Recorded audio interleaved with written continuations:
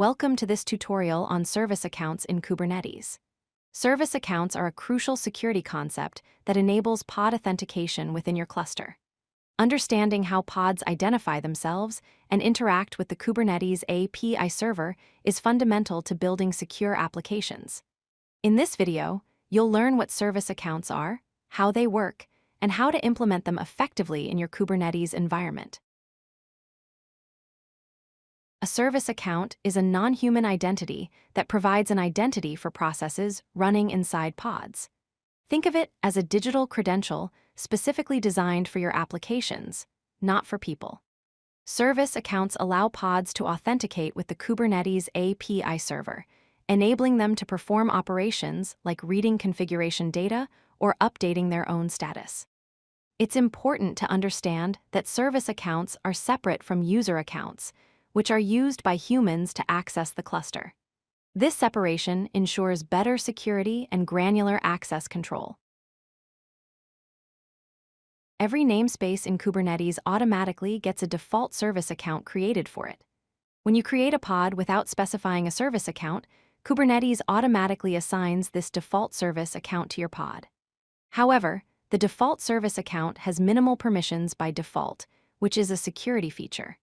As a best practice, you should create custom service accounts for your specific applications rather than relying on the default one. This approach follows the principle of least privilege, giving each application only the permissions it actually needs. Creating a service account in Kubernetes is straightforward. You can define it using a YAML manifest where you specify the API version as v1, the kind as service account, and provide metadata including the name and namespace. In this example, the service account is named my-service-account in the default namespace. Alternatively, you can use the kubectl command line tool to create a service account with a single command. Kubectl creates service account followed by the name. Both methods achieve the same result, so choose the one that fits your workflow. Once you've created a service account, you need to assign it to your pods. This is done by adding the service account name field in your pod specification.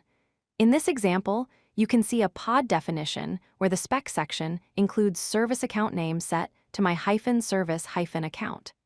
The pod also defines a container running nginx with the latest image. When this pod is created, it will use the specified service account for all its interactions with the Kubernetes API. This assignment happens at pod creation time and cannot be changed later without recreating the pod. Service account tokens are the actual credentials that pods use for authentication. These tokens are automatically mounted into pods as secrets, so you don't need to manually handle them.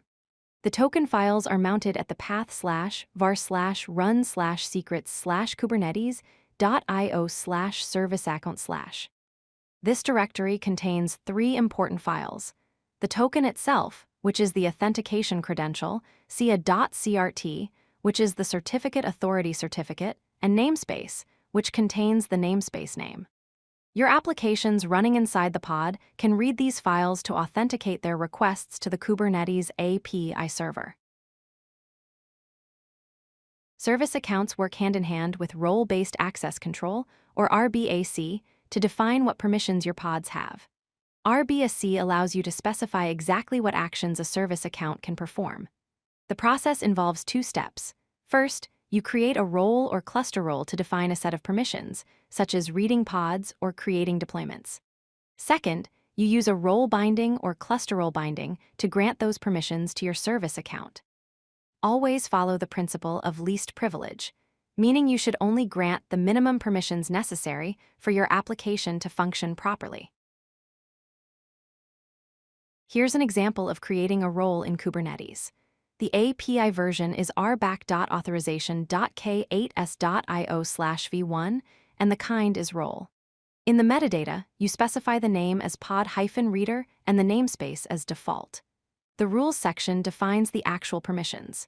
In this example, the role grants access to pods in the core API group, which is represented by an empty string.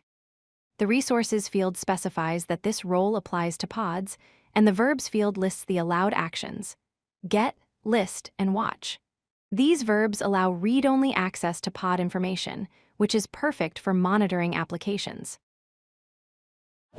If you like this video, hit that like button and don't forget to subscribe. Visit codelucky.com for more such useful content.